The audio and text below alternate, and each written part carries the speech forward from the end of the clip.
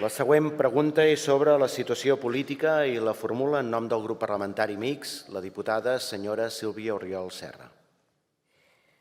El 155è president de la Generalitat no para de fer tours per Espanya. Tant reivindicar-se com a bon treballador i només el veiem fent nit a hotels de zones turístiques. Quin jornal més plàcid, el seu, no? Com el lleial súbdit de l'imperi que és, malda perquè la resta de presidents li perdonin el pacte d'investidura i aquesta estrafolària i abstracta idea de finançament singular que va haver d'incloure i a correcuita per obtenir el càrrec i les retribucions i privilegis que se'n deriven. De tant fer-se el solidari i l'humanitari, ara els seus homòlegs espanyols no tenen dubtes que podran continuar saquejant impunament la nostra terra i abocant-hi tota la immigració il·legal que els hi escomet les costes. Quan diu que Catalunya serà solidària i abordarà el fenomen immigratori des d'una perspectiva humanista i amb empatia, a què es refereix exactament? Se'ls endurà cap a casa? Els convidarà a fer tours amb vostè per les Espanyes?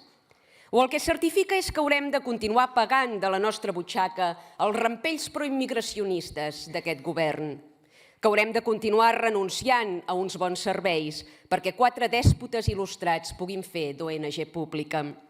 Ja veig que haurem d'assumir jubilacions tardanes, tan tardanes que potser no serem a temps de cobrar la primera mesada de la pensió. Coiti, com els ajuts per la dependència.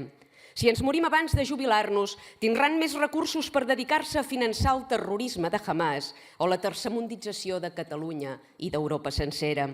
Per què no ens fa 5 cèntims d'aquests acords de cooperació que ha anunciat a les Canàries amb el Sahel i altres països del continent africà? Com repercutiran aquests suposats acords a nivell econòmic i social en el benestar dels catalans? Li recordo que a Sahel hi ha una branca molt perillosa d'estat islàmic. A veure si per fer-se el bon Jan acabarà important més jihadistes a casa nostra i posant, per tant, en risc la nostra ciutadania. Per respondre, té la paraula el president de la Generalitat.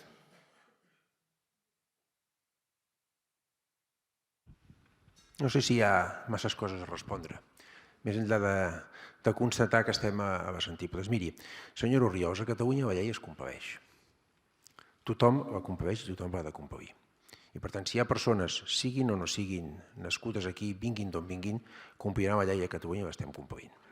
2, tot el seu discurs de barrejar-ho tot, no sé si ha agafat vostè una mena d'energia nova amb la presidència de Trump o si se sent científica, però tot el que ha estat dient crec que està a les antípodes de la identitat i de la manera de ser de Catalunya, que és un poble obert, acollidor i integrador, que ha construït el seu benestar, la seva identitat a base d'acollir i d'integrar persones. Vostè està a les antípodes d'això.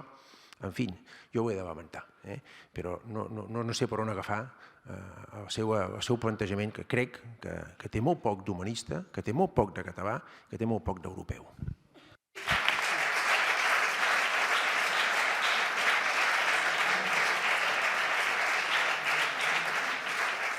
Per repreguntar, té la paraula la diputada senyora Sílvia Oriol Serra. Sap què passa? Que nosaltres no acceptem lliçons d'una formació política que s'acaba de negar a condemnar la violència exercida contra els militants de la meva formació política.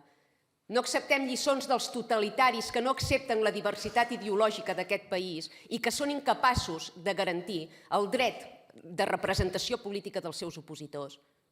No pretengui donar lliçons quan vostè és el primer antidemòcrata d'aquesta cambra. Per respondre, té la paraula el president... No li he donat la paraula encara. Per respondre, té la paraula el president de la Generalitat.